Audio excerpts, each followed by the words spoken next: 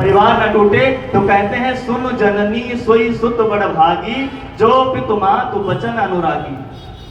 चरणों में अनुराग रखने वाला नहीं, वचन अनुरागी। चरणों में तो हम सब अनुराग रखते हैं, अपने माता पिता का सम्मान करते हैं, लेकिन माँ ने कह दिया और परिवार ठीक रहना चाहिए, परिवार में झगड़ा ना बढ़े, इसलिए माँ को कहते हैं कि आपने जो कहा है इसका पालन करना तो सौभाग्य की बात है, वो शुद्ध सौभाग्यशाली है। कैकेयी मैया ने तो उनको कोई सुख सुख सुविधा से भी वंचित कर दिया। कहती तापस वेश विशेष उदासी, 14 वर्ष राम वनवासी।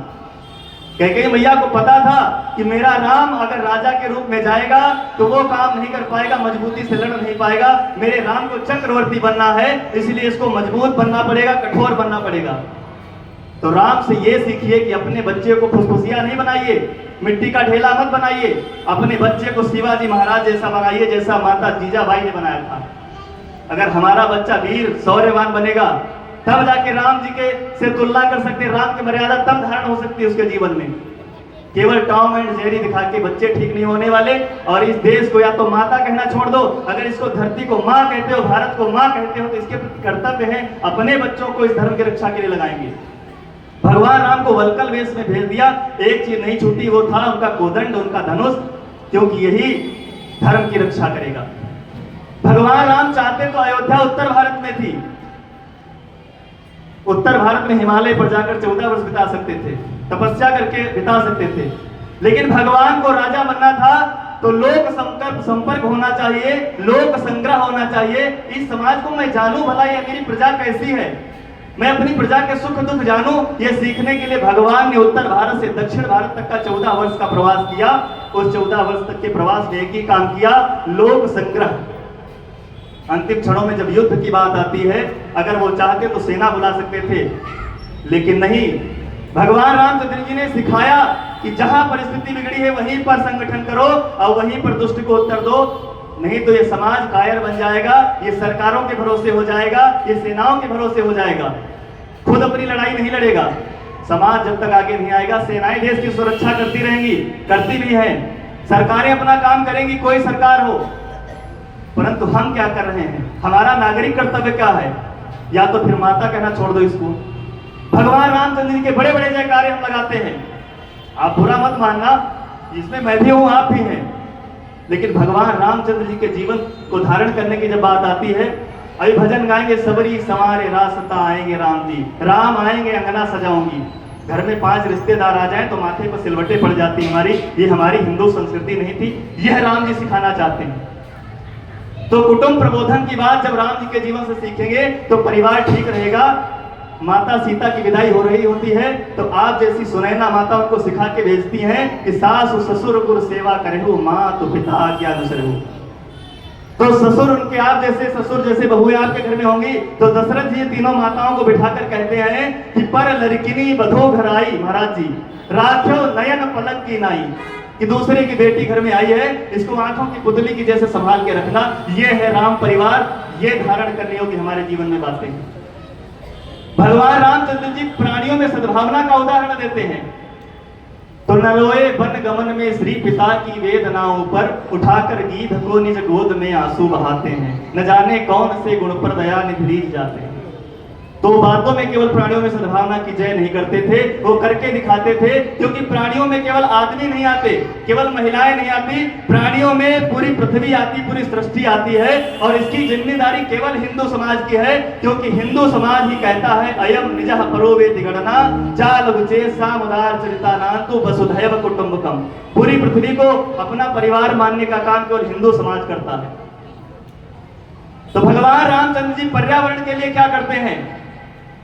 तो जो विज्ञान थोड़े दिन पहले सिद्ध करती है कि पौधों में भी जान होती है, भगवान रामचंद्र जी ने उस समय सिद्ध कर दिया। कहते हे खग मृग हे मधुकर श्रेणी, तुम देखी सीता मृग नैनी। इसलिए ये बात उनसे पूछ रहे हैं कि समाज को सिद्ध करना था कि इन पेड़ पौधों से मैं इसलिए बात कर रहा हूं कि ये इनके अंदर भी जीव है, ये जीवनदायी है। तो अपने को क्या करना है? जंगल बढ़ाना है, जल बचाना है, प्लास्टिक प्रयास करें कि कम प्रयोग करें, तब जाके ये है राम राज्य। केवल राम मंदिर बनने से राम राज्य आने वाला नहीं। भगवान रामचंद्र जी अनाधिकार चेष्टा नहीं करते।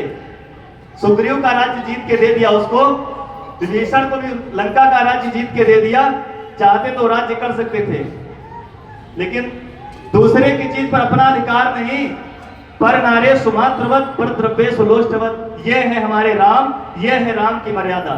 दूसरे की स्त्री माँ के समान है, दूसरे का धन मिट्टी के ढेले के समान है, जो अपना है वही अपना है।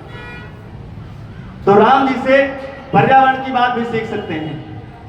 सीता माँ का जीवन उन्होंने उदाहरण दिया, जो आज वर्तमान में लव जिहाद जैसी घटनाएं चल रही। मेरी बहनों, आप अगर इसकी मुहिम नहीं उठाएंगे तो प्रत्येक वर्ष 1 लाख हिंदू बच्चियां उठाई जाती हैं लव जिहाद में, और हम जैसे जितने संगठन जो हिंदूवादी हैं, केवल 14,000 डाटा है, 14,000 बहनों को वापस ला पाते हैं, और बाकी 86,000 बहनें हमारी, उनके साथ बलात्कार होता है, उनको बेच दिया जाता है और 35 टुकड़ों में कट के पैक होके आती हैं। ये भी हमारे सामने दृष्टांत दिखाई देते हैं। सीता माँ ने करके दिखाया कि अगर लक्ष्मण रूपी रेखा की मर्यादा को नहीं लांघोगी तो बची रहोगी, अगर लांघ जाओगी तो वो परिणाम होगा जो माँ सीता के साथ हुआ। रावण जैसे विधर्मी ने उनका हरण कर लिया।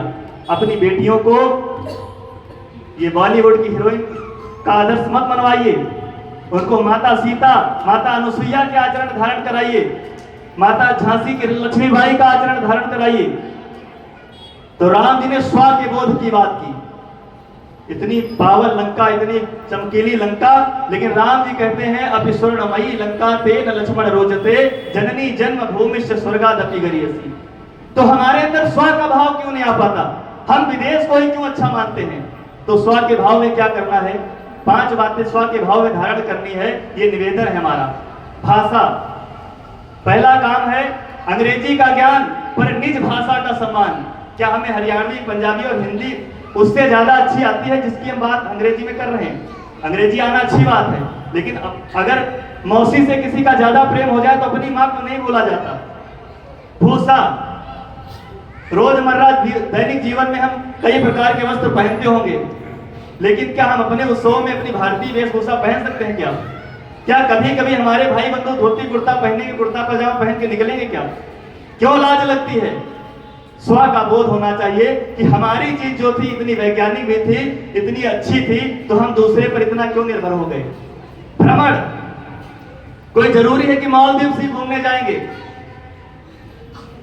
हम सब जगह घूमने जाएंगे, लेकिन कभी कभी वहां भी जाएंगे जहां हमारे गुरु गोविंद सिंह के 4 साहिबजादे बलिदान हो गए। हमारे लिए, इस हिंदू संस्कृति के लिए कथाएं भी चलती रहे, ये संत भी सुरक्षित रहे, ये माताएं बहनों का सील भंग ना हो। गुरु गोविंद सिंह की कथा सबको, बच्चों को क्यों नहीं सुनाते हम? तो छोटे छोटे बच्चे दीवार में चुने जा रहे हैं, छोटे वाले के जब पहले दीवार पहुंच गई उसके मस्तक तक बड़ा वाला रोने लगा। छोटा वाला कहता, भैया आप तो बहुत विद्वान बलिदानी बनते थे, बहुत वीर बनते थे, आप तो रोने लगे, डर गए। बड़ा वाला कहता है, भाई मैं डर नहीं गया, ये ईर्ष्या के आंसू हैं, मैं आपको पहले बलिदान होते देख रहा हूं, जबकि इस धरती पर पहले मैं आया था। क्या उस बलिदानी परंपरा के स्थान को कभी देख के आएंगे? क्या शीशगंज गुरुद्वारे में कभी जाएंगे भ्रमण करने?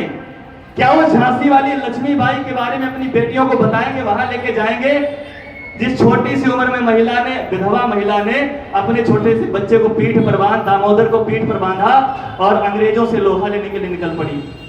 क्या अहिल्याबाई होलकर के जीवन पे चर्चा करेंगे? यह है भ्रमण, यानी जहां पे हमें कुछ अच्छा सीखने को मिल सकता है, जहां हमें स्व का बोध हो सकता है, ऐसे स्थानों पे भी कभी कभी जाएंगे। ये है राम जी की परिकल्पना। भोजन